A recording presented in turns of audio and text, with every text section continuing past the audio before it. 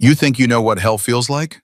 Try watching your wife come home wearing a diamond bracelet that another man gave her. My name is Michael Rains. Before 6 months ago, I was living what I thought was the American dream. Successful career as a corporate litigation attorney, beautiful wife, luxury condo overlooking San Francisco Bay. Now I know better. The dream can turn into a nightmare with one flash of gold against skin. Look what Dr. Caldwell gave me today, Anna said, extending her wrist to show off the gleaming Cartier bracelet. Her smile seemed forced, her eyes not quite meeting mine. For organizing that charity gala last month. Something cold settled in my stomach as I recognized the distinctive Cartier love bracelet. That's what? 6 grand? 7? For doing your job? Anna's smile faltered. Don't be like that, Michael. He gives gifts to everyone on his team. Really? Janet from billing got one too? I gestured toward the bracelet. Mind if I see it? She hesitated before slipping it off and handing it to me. The weight of it felt wrong in my palm, heavy with implications. There's an inscription, I noted, turning it to catch the light. Anna snatched it back too quickly. Just his initials and the date. For tax purposes, he says. I watched her tuck it away in her jewelry box, buried beneath old costume pieces she never wore. That should have been my first real warning. You need to understand something about my wife. Anna Rains wasn't just beautiful. She was brilliant. Stanford Medical School, top of her class. She could have been a surgeon herself, but after witnessing how hospital mismanagement affected patient care during her residency, she made the unexpected choice to pursue hospital administration. I can save more lives fixing broken systems than operating on one patient at a time, she'd explained when we first met. She worked her way up to become executive assistant to Dr. Henry Caldwell, chief of cardiothoracic surgery at San Francisco Memorial, and owner of the prestigious Caldwell Cardiac Care Centers. When we first met at a hospital fundraiser 7 years ago, I was immediately drawn to her sharp mind and quiet confidence. She wore a simple black dress in a room full of designer gowns, but she outshone everyone.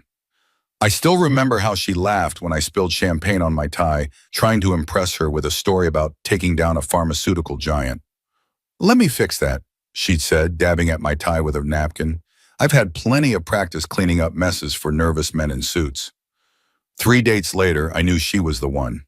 Caldwell was San Francisco medical royalty. His face smiled benevolently from billboards across the city. Trust your heart to the best. At 52, he had the practiced charm of a politician, the steady hands of a surgeon, and the ruthless ambition of a man who had clawed his way to the top and intended to stay there. I'd met him twice. Both times he'd shaken my hand with calculated firmness, while his eyes assessed me like I was a competing predator in his territory. Both times I'd felt Anna tense beside me, her smile becoming plastic whenever he was near. A week after the bracelet came the earrings. Tiffany's, then a designer handbag, a spa day at the exclusive Nob Hill Club, a bottle of perfume that cost more than our monthly car payment. Each gift came with increasingly flimsy explanations. Each time, Anna's anxiety seemed to ratchet higher. It's just how he shows appreciation, she insisted one night as she paced our bedroom. The latest gift, an antique silver compact clutched in her hand. He comes from old money. Giving expensive things is, it's just his way. His way of what exactly, I asked, watching her carefully. Anna, talk to me. What's really going on? Nothing, she snapped, then immediately softened. I'm sorry, it's just been stressful. The hospital board review is coming up, and Henry, Dr. Caldwell, he's been on an edge. On edge how? She shrugged, suddenly fascinated by the pattern on our duvet. Just demanding. Perfectionist. You know how surgeons can be. I crossed the room and gently took her hands in mine, Sutung. Her fingers were cold, and I could feel a slight tremor running through them. I hadn't seen her this anxious since her board exams. Remember when we got married, I asked, changing tactics? That tiny chapel in Sonoma. Because the reception venue you wanted was booked? A small smile touched her lips, and it rained so hard the roof leaked. But we danced anyway. Under that leaky roof, with your aunt's iPod playlist because the DJ canceled. Best day of my life, she whispered. I brushed a strand of hair from her face. Mine too, and I promise to always be on your side. Whatever's happening, Anna, we face it together. She leaned into me then, her forehead against my chest. I'm so tired, Michael. I know, I said, holding her close. I know. That night, I woke at 3 a.m. to find Anna's side of the bed empty. I found her in our darkened kitchen, a tumbler of whiskey, my whiskey, which she normally detested, gripped in both hands. She was staring out the window at the city lights, but I don't think she was seeing them. Bad dream? I asked, sliding onto the stool beside her. She flinched, then tried to cover it with a smile. Just thinking. About? Anna took a long swallow of whiskey before answering. Do you ever wonder if we're stuck? If this is all there is? What do you mean? This life, this city, these ghosts? She gestured vaguely toward the window, toward the hospital where she spent 12-hour days at Caldwell's beck and call. Sometimes I feel like I'm drowning, and no one can see it. I covered her hand with mine. Anna, what's really going on with Caldwell? Her eyes filled with tears. Nothing, I swear, Michael. He's just attentive. Attentive how? He notices things, compliments, small touches. Her voice dropped. The way he looks at me sometimes, like he's calculating something. Ice formed in my veins. Has he tried anything? Touched you inappropriately? God, no, she said too quickly. He's my boss, Michael, and he's married to Elise Caldwell. She's on the board of every charity in San Francisco. That doesn't answer my question.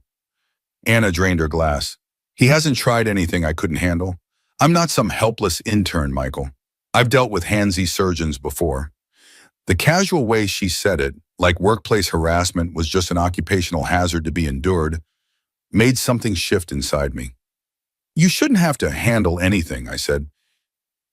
Amma has said, if he's making you uncomfortable, drop it, she interrupted, standing up. Please, I've got everything under control. But the tremor in her hand as she set down the glass told a different story. The next morning, I called my old college roommate, Scott Davidson, now a resident at San Francisco Memorial. Caldwell? Scott repeated when I asked about the surgeon's reputation. Brilliant doctor. Complete asshole. Why? Anna works for him. There was a pause. Yeah, I know. And? Scott sighed. Look, man, I don't want to stir anything up, but there are rumors. My knuckles went white around the phone. What kind of rumors? Nothing concrete. He's careful, but he has a type. Smart, attractive women in subordinate positions. There was this nurse practitioner last year, Rebecca something. She transferred suddenly to Portland. No notice, no goodbye party. And nothing definitive, but she filed a complaint with HR before she left. It was hushed up, but hospital gossip gets around. After hanging up, I sat at my desk, staring at my computer screen. I told myself I was being paranoid, jealous, that I should trust Anna when she said she had things under control. But I couldn't shake the image of her at 3 a.m., drinking whiskey she hated, talking about drowning while no one noticed. That weekend, I suggested we take a drive down to Big Sur, something we used to do regularly when we first moved to California. Anna seemed almost pathetically grateful for the suggestion, like a prisoner offered a day pass. As we wound down the coastal highway with the Pacific stretching endlessly to our right, she visibly relaxed for the first time in weeks. By the time we checked into our favorite inn overlooking the ocean, the tightness around her eyes had softened. Remember our honeymoon here? She asked as we unlocked the door to our room. Auditorium, the same one we'd stayed in 4 years ago. How could I forget? 3 days of rain and that ancient heater that sounded like it was going to explode. She laughed, the sound so rare lately that it caught me off guard. And we never left the room anyway. Best rainstorm ever, I said, pulling her into my arms. For a moment, we were just us again. Michael and Anna, before Caldwell, before the expensive gifts and the fear that never quite left her eyes now. We hiked along cliffs that dropped hundreds of feet to the churning sea below. We ate fresh seafood at a local place where the waitstaff remembered us from previous visits. We drank too much local wine and watched the sunset paint the water gold. That night, as Anna curled against me on our balcony, listening to the waves crash below, I decided to risk breaking the spell. Anna, I said carefully, I need to ask you something, and I need you to be honest with me. She tensed immediately but nodded. Are you afraid of Henry Caldwell? The silence stretched for so long that I thought she wasn't going to answer. Then, so softly I almost didn't hear it over the surf. Yes. My blood ran cold. Has he threatened you? Not explicitly. He's too smart for that. She sat up, wrapping her arms around herself. It's more implied. He keeps mentioning how he's made or broken careers, how he has connections everywhere in the medical community. That sounds like a threat to me. She shrugged helplessly. Maybe, but what can I do? Quit in this job market? With our mortgage? And even if I did, he'd make sure I couldn't get hired anywhere decent in San Francisco. You could file a complaint. Anna laughed bitterly. Right. His wife is on the hospital board. His college roommate is the chief of staff. He donates millions to the hospital foundation every year. She had a point, but hearing her so defeated made something shift inside me. I'd built my career taking on seemingly unbeatable opponents. Corporations with armies of lawyers and bottomless resources. I'd found their weaknesses, their pressure points, and I'd won. What if there's another way, I asked. What if we could prove he's not the medical saint everyone thinks he is? Anna looked at me sharply. What are you talking about? I don't know yet, I admitted. But people like Caldwell, men who think rules don't apply to them, they rarely limit their bad behavior to one area of their lives. Michael, no, her voice was firm. Whatever you're thinking, stop. Henry Caldwell is not one of your corporate villains. He's a powerful man with powerful friends. I wanted to argue, but the fear in her eyes stopped me. Instead, I pulled her close and promised I wouldn't do anything rash. I wasn't lying exactly. What I was contemplating wasn't rash. It was methodical. Later that night, as Anna slept beside me, I watched the moonlight trace the curve of her cheek, the gentle rise and fall of her breathing. I remembered our wedding vows to protect and cherish, in sickness and in health. This wasn't a sickness you could see on an X-ray or treat with medication, but Anna was suffering all the same, and I had promised to protect her, whatever it took. The next morning, while Anna slept in, I sat on our balcony with my laptop and began my research.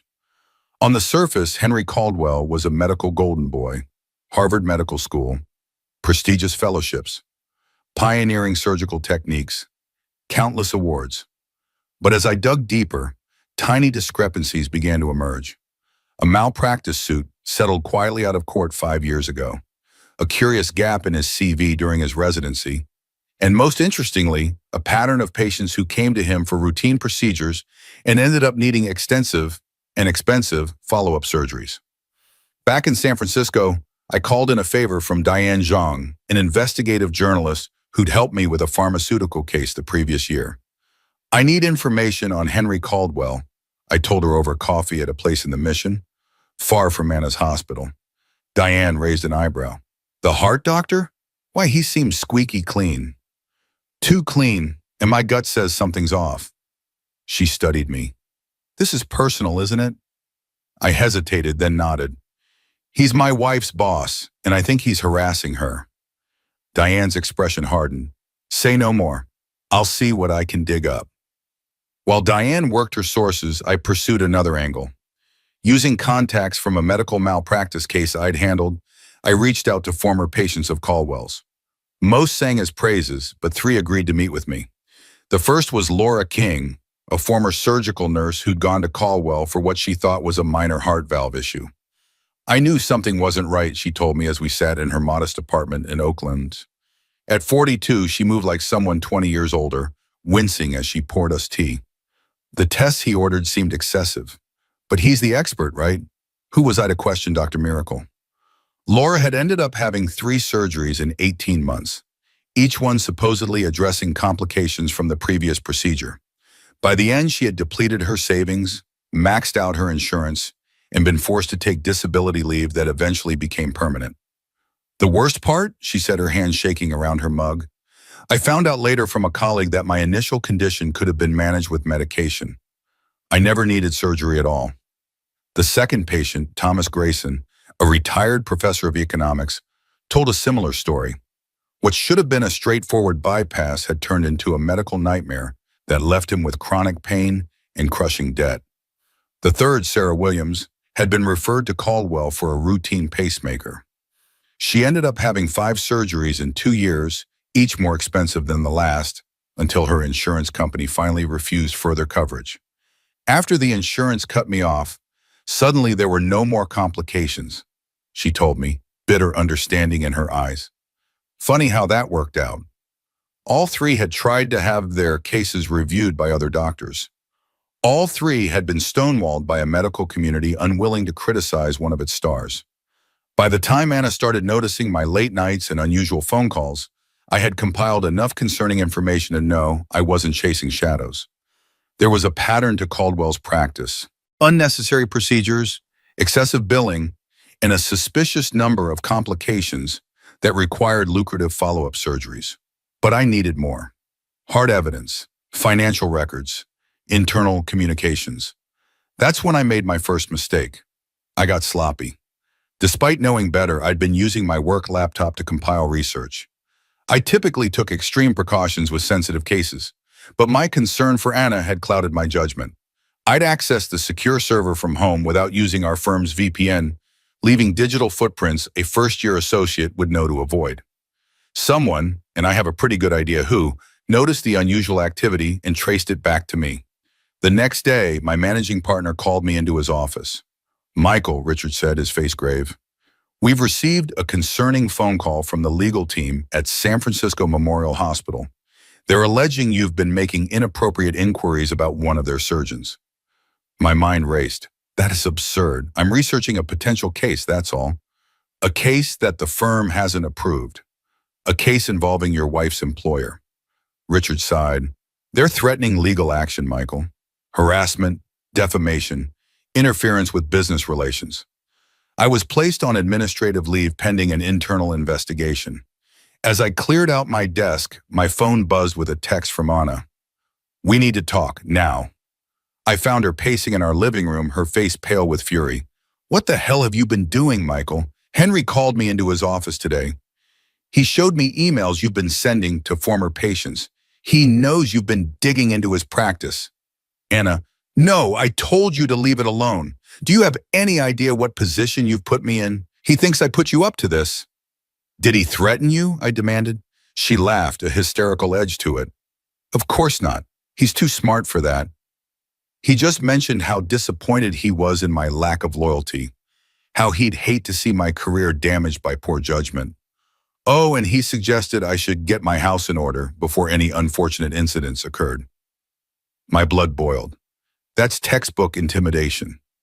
"It's my life, Michael. My career. You had no right to go behind my back." She was right, of course. I should have been more careful. Should have protected her better. But backing down now would only make things worse. "Anna, listen to me. Caldwell isn't just a creep who hits on his employees. I think he's performing unnecessary surgeries, billing for procedures patients don't need. People have been hurt. Seriously hurt." That stopped her. "What? No, that's not possible. I'd know if..." "Would you? Does he let you see patient follow-ups? Are you involved in billing decisions?" She sank onto their couch.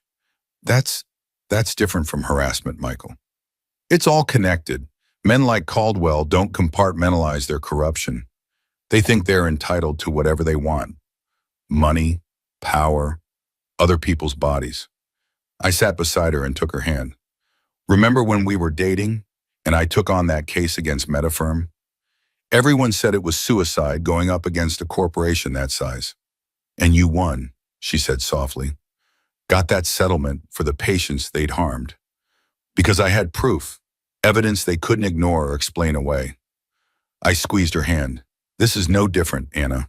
We just need the right evidence." Anna was quiet for a long time. Then she looked up at me, her expression resolute. "Show me what you found." I laid it all out for her, the patient testimonies, the billing patterns, the statistical anomalies in his complication rates.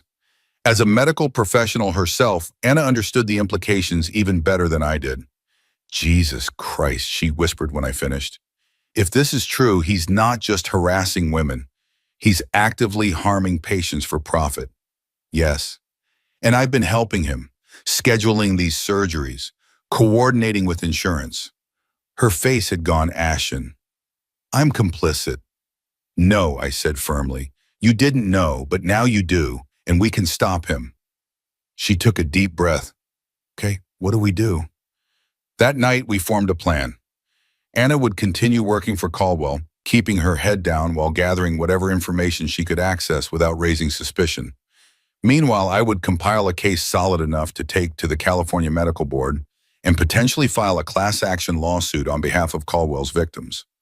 For the next month, we lived in a state of constant tension. Anna would return from work with USB drives hidden in her purse, containing copies of billing records and patient files she had legitimate access to as part of her job. I would spend my days organizing the information and reaching out to more former patients through carefully anonymized channels. Despite the stress, the shared mission brought us closer in a way. At night, after reviewing the day's findings, we would make a point to talk about anything but Caldwell, reminiscing about our first apartment with the leaky faucet, planning trips we'd take when this is all over, rediscovering the small rituals of connection that had been lost in our busy careers. Sometimes in those quiet moments, I could see glimpses of the Anna I'd fallen in love with, brilliant, determined, with that spark of mischief that had first caught my attention. Diane, my journalist contact, proved invaluable. She connected me with a whistleblower from Caldwell's billing department who confirmed our suspicions. The surgeon was systematically coding routine procedures as complex ones, ordering unnecessary tests, and creating a revolving door of surgeries that maximized insurance payouts. But just as we were making progress, things took a darker turn. I was working late one night when I heard the front door open. Anna walked in, her face pale, a bruise forming on her cheekbone. I was on my feet instantly. What happened? Nothing. I tripped on the stairs at work. Her voice was flat, her eyes avoiding mine. Bullshit. Did Caldwell do this? She flinched at his name. It wasn't like that. We were arguing about a scheduling conflict. He grabbed my arm. I pulled away and hit my face on the doorframe. That's assault, Anna. We're going to the police. No. Real panic flashed in her eyes. Michael, we can't. Not yet. If we go to the police now, it's just my word against his. We lose everything we've been working toward. She was right, damn it. Without solid evidence of his medical fraud, it would be just another he said, she said allegation that Caldwell's expensive lawyers would make disappear.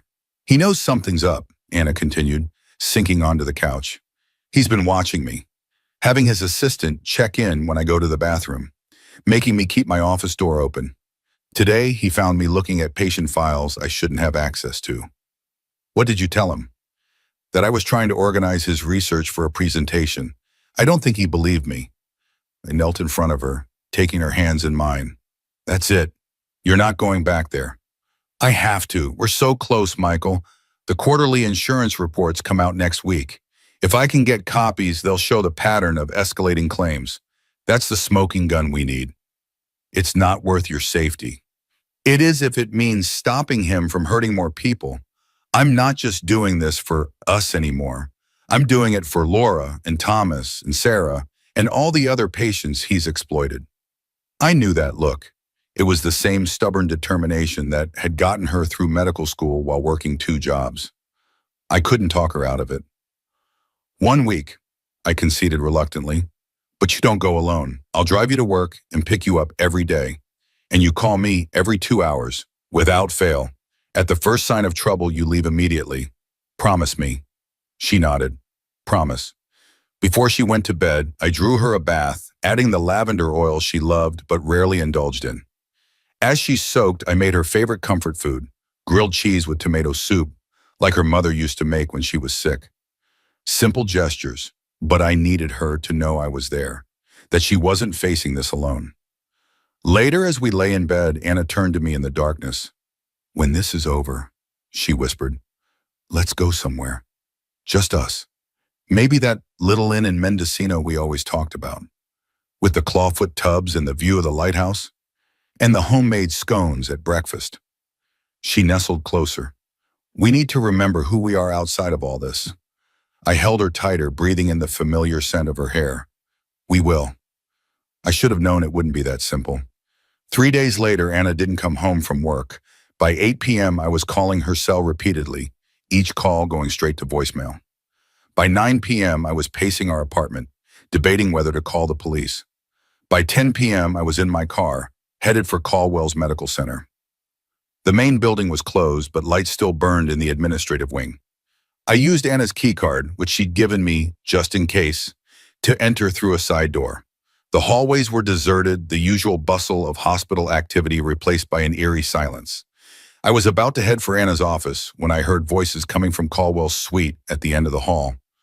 One was unmistakably his, smooth, authoritative, with that hint of Southern accent he'd never quite lost. The other was Anna's, and she sounded terrified. "You really thought I wouldn't notice," Caldwell was saying. "All those files you've been accessing, all those calls to former patients. Did you think I'm stupid?" "Henry, please, I can explain." "Oh, I'm sure you can, just like your husband has been explaining to anyone who'll listen that I'm some kind of fraud. Do you have any idea the damage you've done?" I crept closer, positioning myself beside the partially open door where I could hear better. "It wasn't supposed to go this far," Anna said. "I just wanted you to stop." "Stop what exactly? Being generous to you, mentoring you, protecting you from your own mediocrity? Harassing me, threatening me, making me feel like I owed you something more than my professional skills." Caldwell laughed, a sound with no humor in it. "Is that what you told Michael? That the big bad doctor was harassing you? Poor victimized Anna. You didn't seem to mind the gifts, the special treatment, the doors I opened for you." "I tried to refuse them, you wouldn't let me." "Because you deserved them. You were special, Anna. I saw your potential. I was grooming you for greatness." "You were grooming me, period," Anna shot back, and I felt a surge of pride at her courage. "And when that didn't work, you tried intimidation." There was a sudden movement, a gasp. I risked a glance around the door frame and saw Caldwell gripping Anna's wrist, twisting until she winced in pain.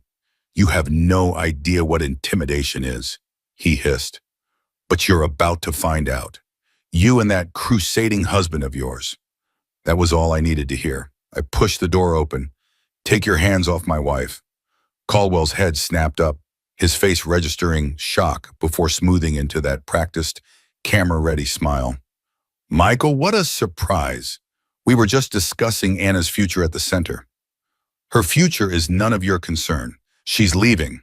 Now." I turned to Anna. "Get your things." She hesitated only a moment before nodding and slipping past Caldwell to grab her purse from her desk in the corner. Caldwell's smile never wavered, but his eyes had gone cold. "This is a serious mistake, both of you. I'm willing to overlook this misunderstanding if you drop whatever vendetta you think you're pursuing." "It's not a vendetta when there are victims," I said. "Multiple victims, with medical records and bills to prove it." For just an instant, uncertainty flickered across his face. Then he laughed. "Victims of exceptional medical care? Good luck with that, counselor. No court in the country will second-guess my medical judgment based on the complaints of a few patients who didn't get the outcomes they wanted." "It's not just patients," Anna said, coming to stand beside me. "It's billing records, surgical reports, insurance claims, statistical analyses showing your complication rates are 10 times the national average." Caldwell's smile finally slipped. "You accessed confidential hospital records? That's a federal offense, Anna. I could have you arrested right now."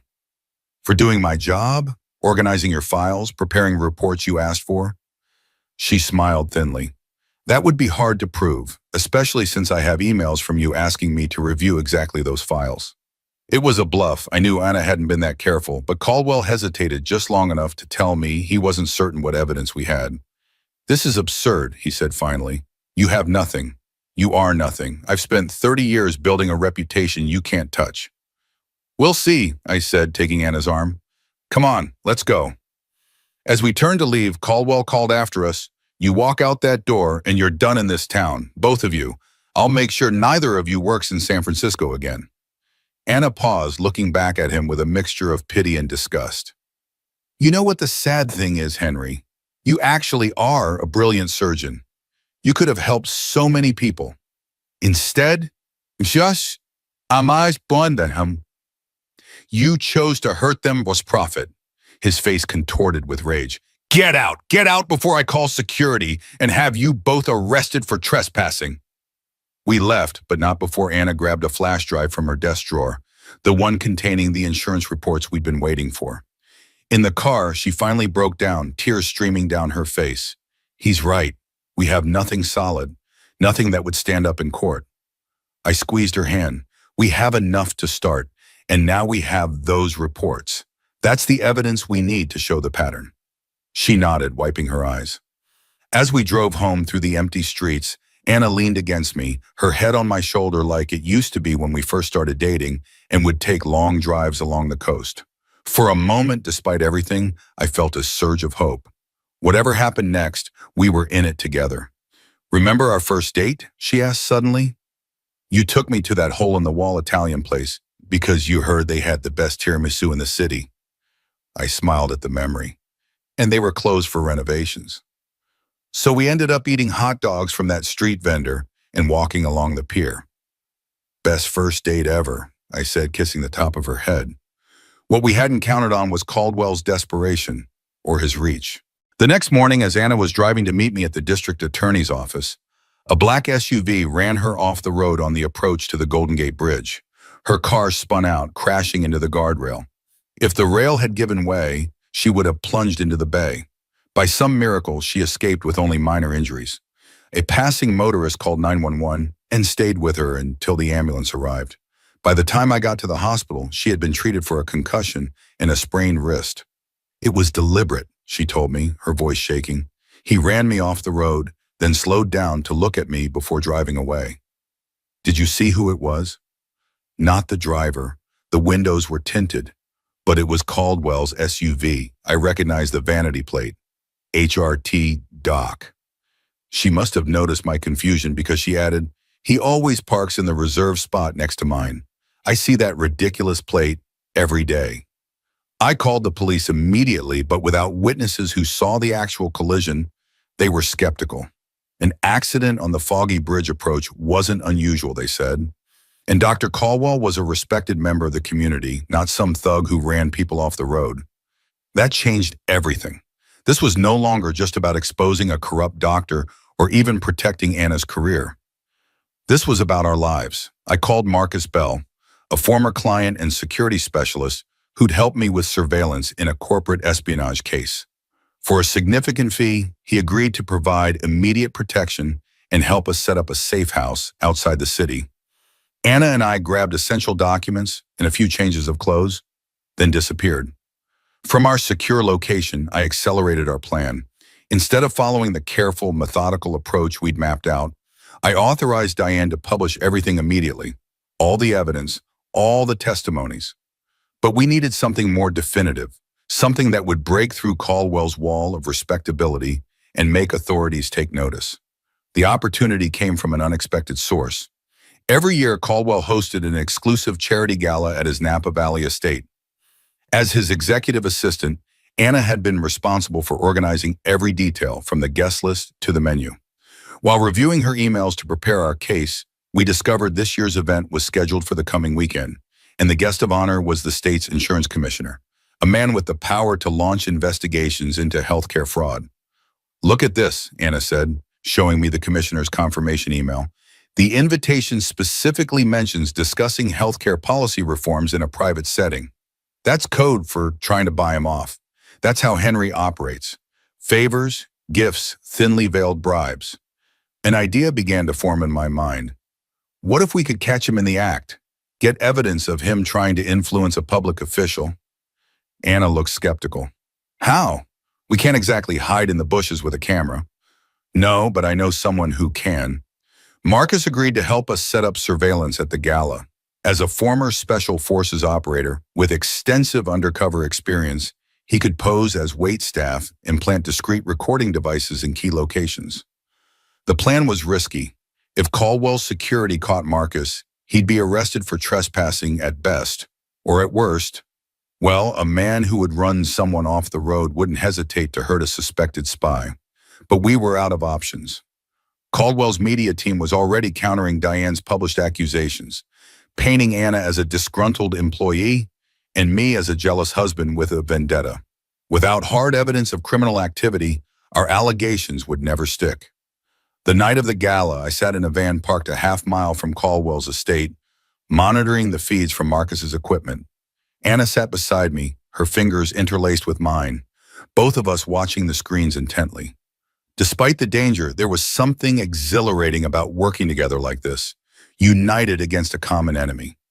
Like our own private spy movie, Anna whispered, and I squeezed her hand in response. Anna had given us detailed information about the mansion's layout, identifying the library as the most likely spot for a private conversation. Sure enough, shortly after the commissioner's arrival, Caldwell suggested they catch up over a private drink before dinner. The library cameras captured everything. Caldwell's smooth transition from small talk to business, his carefully worded offer of a medical symposium in Zurich, and the envelope containing what he called a campaign contribution in exchange for the commissioner's help in reclassifying Caldwell's proprietary procedures for better insurance coverage. When the commissioner resisted, Caldwell's mask slipped. His threats became more explicit, his demeanor more menacing. He implied he had dirt on the commissioner's wife and connections who could make life difficult for both of them. It was more than I dared hope for. Not only was Caldwell attempting to bribe a state official, but he was also explicitly threatening him. This wasn't just medical fraud, it was corruption at the highest level.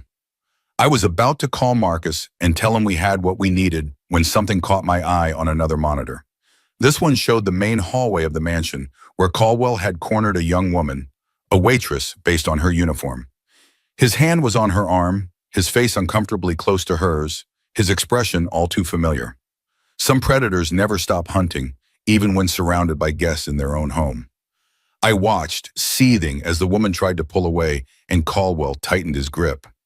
Then, unexpectedly, another figure stepped into the frame, the commissioner who had just left the library. He took in the scene, then deliberately walked over and inserted himself between Caldwell and the waitress, making a show of asking her to bring him a drink.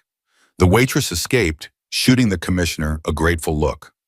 Caldwell's face twisted with momentary rage before he smoothed it back into his public persona. That small interaction told me everything. Caldwell's behavior was so habitual, so entitled, that he couldn't stop himself even at his own event.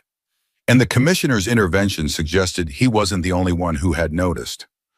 "That could have been me," Anna said quietly, watching the waitress hurry away. "That was me, so many times." I turned to her, suddenly understanding something I'd missed before. "He did touch you, didn't he?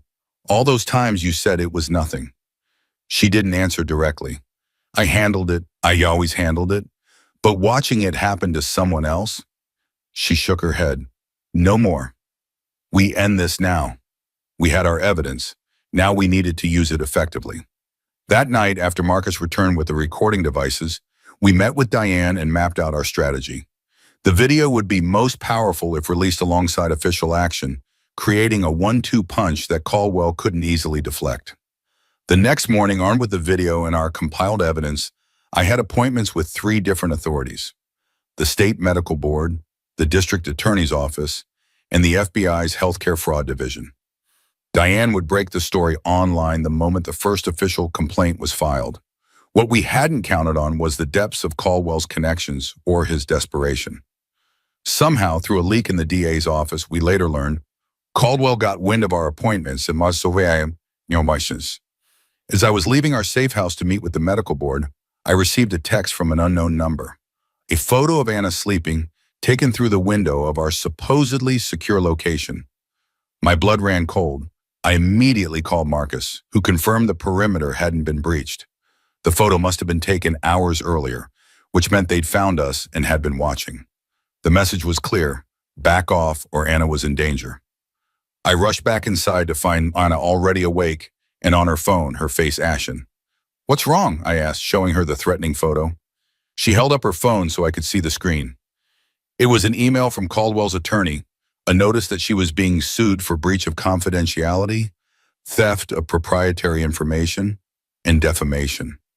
The damages sought would bankrupt us 10 times over. "He's trying to scare us," I said with more confidence than I felt. It's working, Anna admitted, but I'm more afraid of what happens if we don't stop him. I sat beside her on the bed, taking her hands in mine. Whatever happens next, we're in this together. Just like we promised, for better or worse, remember? Anna looked at me, really looked at me, for the first time in what felt like months. Then she leaned forward and kissed me, not the distracted peck we'd grown accustomed to exchanging on our way out the door each morning, but a real kiss, full of all the things we hadn't been saying. For better or worse, she echoed when we finally broke apart. Let's make it better. We had a decision to make. Retreat and hope Caldwell would be satisfied with our silence, or push forward knowing he might escalate further. In the end, it wasn't really a choice at all. We couldn't live with ourselves if we let him continue hurting patients and harassing women just to save our own skins. I called Diane. Release everything. Now, all of it. Are you sure once it's out? We're sure, and add this. I sent her the threatening photo of Anna. Make it clear that this is the level of intimidation Caldwell is willing to use. Within hours, the story exploded across local news and social media. The video of Caldwell attempting to bribe the insurance commissioner was particularly damning, played on loop with captions highlighting his most incriminating statements. His initial response was predictable.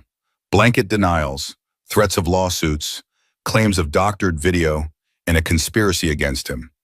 His PR team worked overtime, scheduling appearances on friendly news outlets, where he could play the victim of a vindictive former employee. But then something unexpected happened. Elise Caldwell, Henry's wife of 25 years and a respected hospital board member, filed for divorce within 48 hours of the story breaking. Her public statement was devastating. The evidence presented is consistent with concerns I have had for some time. I will be cooperating fully with the authorities. Her defection sent shockwaves through San Francisco society and lent immediate credibility to our allegations. Then other women began coming forward. A nurse who'd left the hospital 5 years earlier.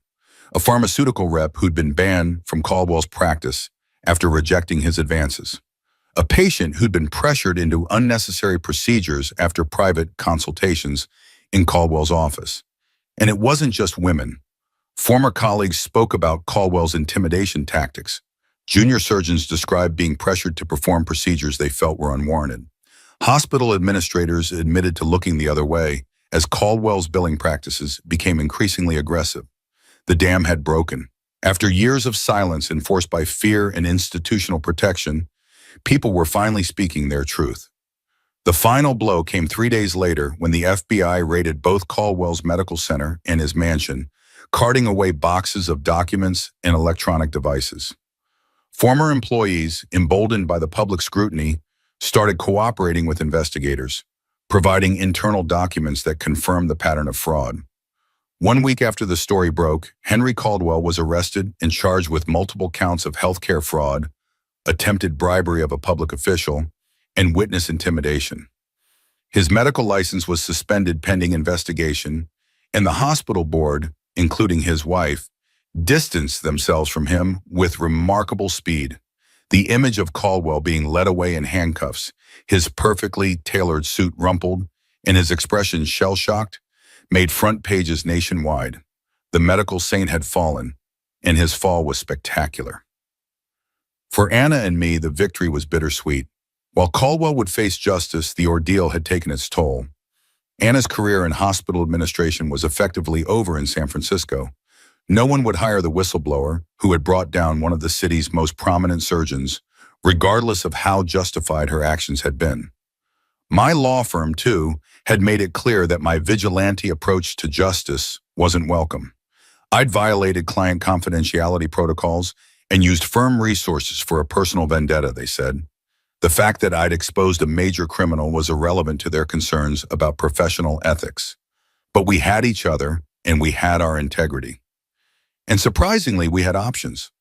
Job offers came in from Seattle, from a hospital system seeking to revamp its ethics compliance department, and a law firm specializing in healthcare fraud cases.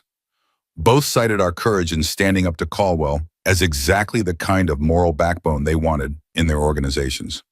6 months after Caldwell's arrest, nearly a year since that first Cartier bracelet had appeared, I received a call from Marcus, who had stayed in touch since the case broke. Thought you'd want to know, he said. Rebecca Torres surfaced. Rebecca Torres, the nurse practitioner Scott had mentioned, who had mysteriously transferred to Portland after filing a complaint against Caldwell. Where? I asked, suddenly alert. That's just it. She didn't transfer. She disappeared, completely off the grid. Her family reported her missing about a year ago, but the investigation stalled. No leads. Until now? Until now, Portland PD found human remains in a wooded area outside the city. Dental records matched Torres. My blood ran cold. Am I in? Are they saying? They're not saying anything officially yet, but they're looking hard at Caldwell. They've got cell tower data placing his phone near the site around the time she disappeared, and they found fibers in her remains that matched the carpet in his private plane. I sat down heavily, the implications washing over me. If Caldwell had killed Rebecca Torres, or had her killed, then Anna had been in even more danger than we'd realized. 2 days later, the news broke publicly. Henry Caldwell, already awaiting trial for fraud and corruption, was now a suspect in a homicide investigation. His bail was revoked, and he was transferred to a higher security facility. The man who had once been untouchable was now facing the prospect of spending the rest of his life in prison. When I told Anna about Rebecca Torres, she went very quiet, then said, "It could have been me." But it wasn't, I reminded her, pulling her close. You're safe. He's never going to hurt anyone again. That night, after dinner at our favorite local restaurant, a small celebration of 6 months in our new city, Anna and I walked along the waterfront, hand in hand. The lights of Seattle sparkled across the bay, a different view from our San Francisco apartment, but beautiful in its own way. You know what I realized today? Anna said, stopping to look out at the water. For the first time since all this started, I didn't think about Caldwell once, not all day. I smiled, wrapping my arm around her waist.